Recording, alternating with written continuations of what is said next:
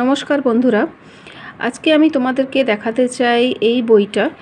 আর আমি এই বইটা সম্বন্ধে আজকে তোমাদের সাথে কথা বলতে চাই। এই বইটা হচ্ছে Uddhava Gita, the last message of Shrikrishna.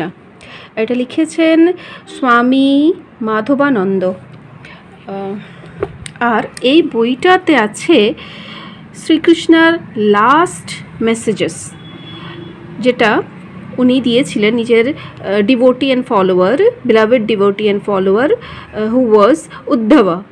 ঠিক আছে, তো just shortly before his departure from this world, যখন উনি এই পৃথিবীকে ছেড়ে যাবেন ঠিক তার আগেই উনি এই মেসেজেসগুলো নিজের বিলাভেড ডিভোটি অ্যান্ড ফলোয়ার্সকে দিয়েছিলেন।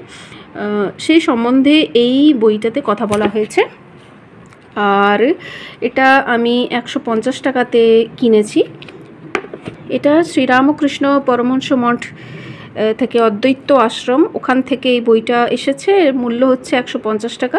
দেখতে পাচ্ছ তোমরা এই বইটাতে কতগুলো পাতা আছে সেগুলি আমি বলে দিচ্ছি তোমাদেরকে।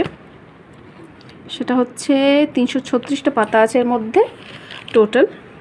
পেজ কোয়ালিটি মোটামুটি ভালোই আছে, and the font size is also okay. দেখতে পাচ্ছ